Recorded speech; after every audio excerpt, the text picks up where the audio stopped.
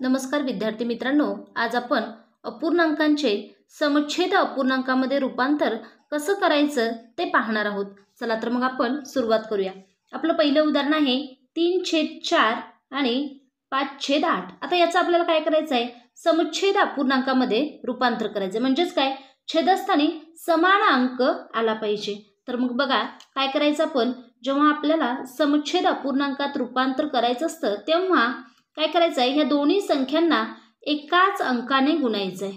ठीक आहे, बघा बरं आता काय करायचं आहे, आपल्याला आधी लिहून घ्यायचं आहे 3/4। आता इथं काय आहे बघा, 5/8 आहे, म्हणजे आपल्याला याचं सुद्धा 8 मध्ये रूपांतर करता येते। त्यासाठी काय करायचं आहे, हे 4 ला 2 ने गुणायचं आहे। 4 ला 2 ने गुणलेला आहे म्हणून आपल्याला ह्या 3 ला सुद्धा 2 ने गुणायचं आहे। बघा बरं किती येते, 3 दोन्ही 6, 4 दुने 8। ठीक आहे, मग आता इथं पहा बरं, आणि इथं किती आहे 5/8। बघा झालं की नाही, छेद समान। अशा पद्धतीने आपण समुच्छेद अपूर्णांकामध्ये रूपांतर करू शकतो। आता पुढे पहा बरं, 3/5 आणि इथं किती आहे 3/7। आता आपल्याला काय करायचं आहे की ह्या दोन्हींचा छेद समान होईल अशा पद्धतीने गुणायचं आहे। अशी संख्या घ्यायची आहे की ती या दोन्हींच्या पाड्यामध्ये असली पाहिजे। तर बघा बरं कोणती घेता येईल, 5×7 35 आणि 7×5 35। ठीक आहे, मग हे आधी लिहून घ्यायचं आहे आपल्याला। काय करायचं आहे 3/5। आता बघा बरं ह्यात 5 ला आपण कशाने गुणणार आहे, 7 ने। ठीक आहे, म्हणून आपल्याला ह्या 3 ला सुद्धा 7 ने गुणायचं आहे। बघा बरं किती येईल, 7×3 = 21। ठीक आहे, छेद 7×5 35 झालं। आता परत हे लिहून घ्यायचं आहे 3/7। आता बघा बरं 7×5 35, म्हणून आपल्याला काय करायचं आहे, ह्या 3 ला सुद्धा 5 ने निघून घ्यायचं आहे। ठीक आहे, मग बघा 3×5 15 छेद 7×5 35। ठीक आहे, बघा बरं मग इथं उत्तर कसं होणार आहे आपलं, 21/35 आणि इथं काय होणार आहे 15/35। झालं की नाही समुच्छेद।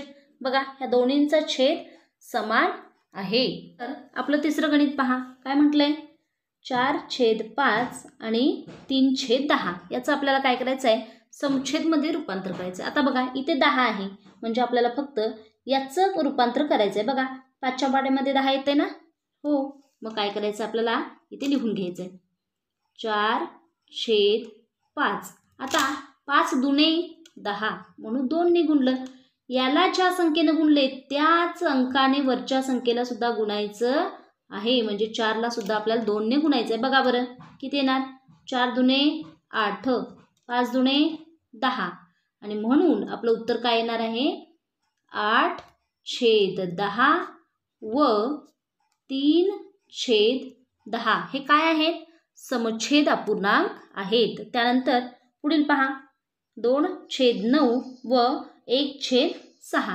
ठीक आहे, आता ह्या दोन्हींचं आपल्याला काय करायचं आहे, समुच्छेद अपूर्णांकामध्ये रूपांतर करायचं आहे। बघा बरं आता अशी संख्या घ्यायची आहे की ही दोन्ही पाड्यामध्ये आली पाहिजे। मग बघा 9 दुने 18 होतोय आणि 6×3 = 18 होतोय, म्हणजेच आपल्याला काय करायचं आहे, ह्या 9 ला 2 ने गुणायचं आहे।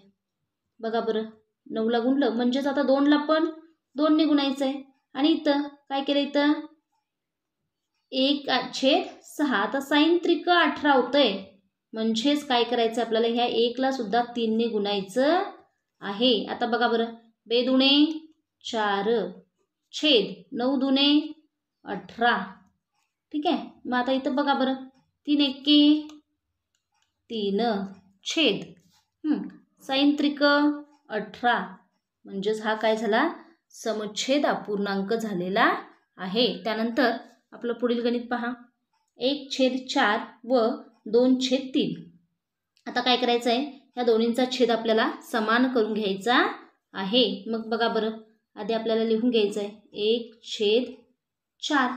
मग आता काय करायचं आहे, 4×3 = 12, 3×4 = 12 होतंय, म्हणून काय करायचं 4×3 म्हटलंय, म्हणून ह्या 1 ला सुद्धा आपल्याला 3 ने गुणायचं आहे। ठीक आहे, पुढे पहा 2/3 म्हटलंय। आता 3×4 12 होतंय. म्हणून ह्या 3ला जर 4ने गुणलं तर ह्या 2ला सुद्धा आपल्याला 4ने गुणायचं आहे. आता करा गुणाकार. 3 एके 3 छेद 4 त्रिकम 12. पुढे पहा 4 दुने 8. ठीक आहे. आणि खाली बघा 3 चोक 12 म्हणजे हा आपला काय झालेला आहे समुच्छेद अपूर्णांक झालेला आहे. त्यानंतर आपलं पुढील गणित पहा 5/6 व 4/5. आता या दोन्हींचं आपल्याला समान छेदामध्ये रूपांतर करायचं आहे. या दोन्ही अपूर्णांकांचा समुच्छेद अपूर्णांकामध्ये रूपांतर करायचं आहे. मग काय करायचं बरं. ह्या 6 आणि 5च्या पाड्यामध्ये येतील अशीच संख्या आपल्याला घ्यायची आहे. मग आता काय करूया आपण. 6×5 30 5×6 होते. ठीक आहे. मग काय करायचं आहे 5/6 आणि इथं काय करायचं आहे 4/5. बघा बरं आता काय करणार. 6×5 30. इथं 5ने गुणलंय म्हणून इथं पण काय करायचं आपल्याला 5नेच गुणायचं आहे. ठीक आहे. इथं आता काय करायचं आहे 5×6 30. मग आता 5ला 6ने गुणले म्हणजेच या 4ला सुद्धा काय करायचं 6ने गुणायचं आहे.